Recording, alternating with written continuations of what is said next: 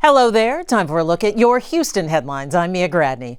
Governor Greg Abbott was in Houston Tuesday night, where he signed a package of bills focused on changes to the bail system in Texas. The package includes Senate Bill 9, which would ban personal bonds for some violent or repeat offenders and require elected judges, not magistrates, to decide bail in serious cases.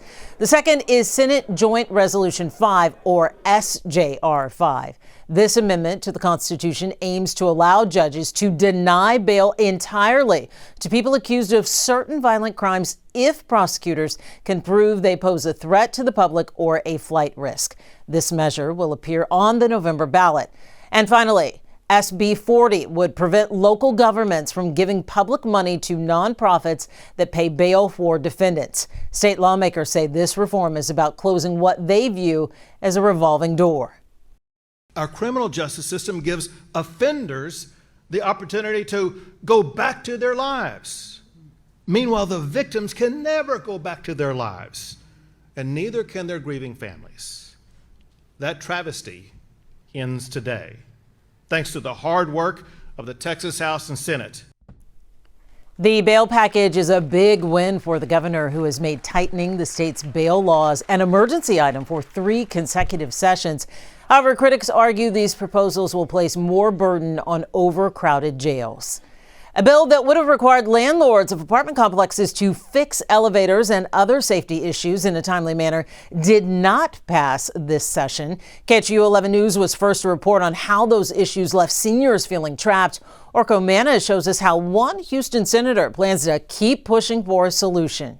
Elijah Ellis says luckily it's been smooth sailing at the Mariposa Reed Road Apartments after KHOU 11 got involved. The elevators are fine since they got them fixed. They haven't had any problem with them. We first met Elijah 1 month ago when the broken elevators left him stranded on the 3rd floor. As he waited for his prosthetic leg, he says he was forced to crawl down the stairs. While things are better now, I'm in the process of moving downstairs because I don't want to be stuck again for 14 days in my apartment. I can't get out. Elijah also says for more peace of mind, he wants to see Senate Bill 1802 become law. I think if the bill was passed, there'd be some insight to seeing they're actually trying to work to help people with disabilities or seniors who don't have any other options.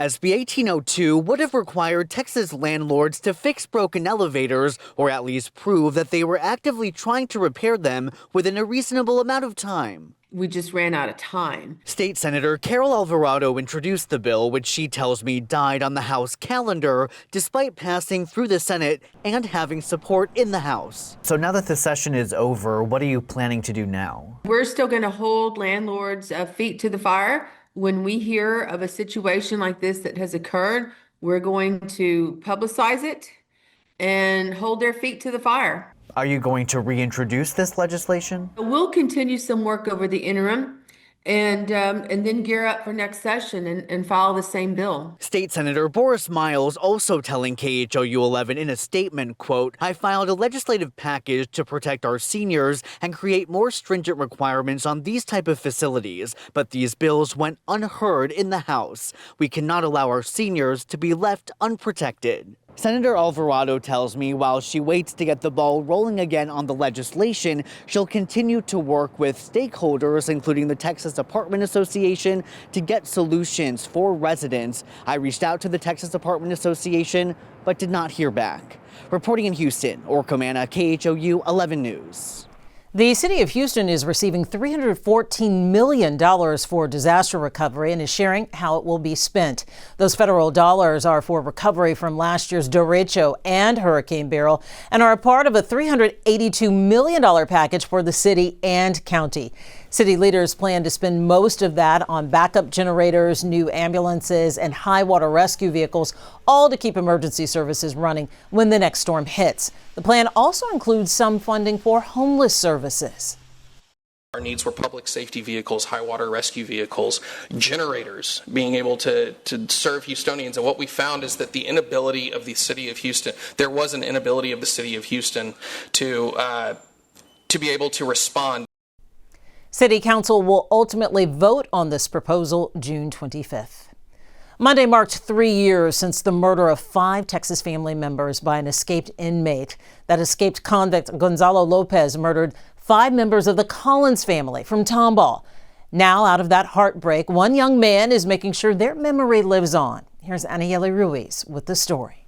On June 2nd of 2022, 66-year-old Mark Collins and his 4 grandchildren, 18-year-old Waylon, 16-year-old Hudson, 11-year-old Carson, and 11-year-old Bryce were murdered by an escaped convict, Gonzalo Lopez, who had been hiding at their Centerville ranch.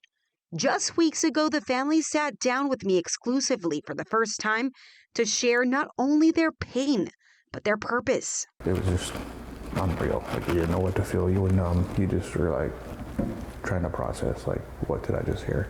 But the family also shared how they want their loved ones remembered.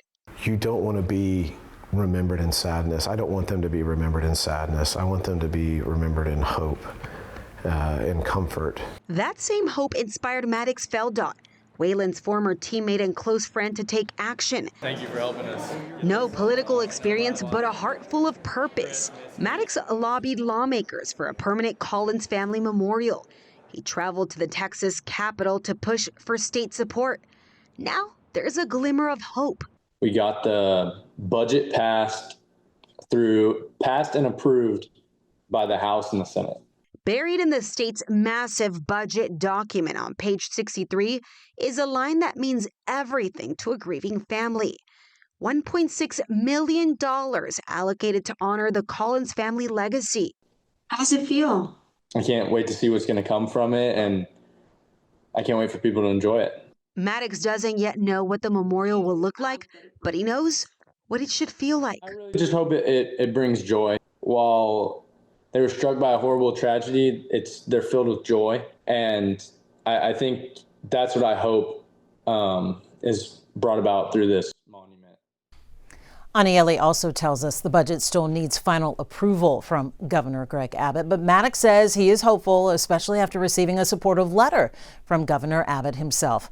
A member of the Collins family says despite the pain, they are grateful for Maddox's efforts to honor their loved ones. And streaming right now on KHOU 11 Plus, Escaped, the Centerville Killings, a 2-part special where we look at how the manhunt unfolded. And we hear more from the parents who lost their father and their children. You can download on your TV and watch it for free. Well, much of Texas is feeling the summer heat right now, especially in the Houston area, which means everyone and everything is looking for relief from the blazing sun. And in Cypress, that includes a snake. Take a look at this video. Ring shared with KHOU 11 News. Cypress resident Anna caught a chicken snake slithering down the wall by her front door. I'm a native Texan here, and I've never heard, and thank goodness, never seen this type of snake. This video was taken back in early May. The homeowner says her Ring doorbell notified her, and she watched the snake's movement live. I wonder how long before she left out her front door. Thank goodness that big fella is not poisonous. And that's a wrap of your Houston headlines. I'm Mia Gradney.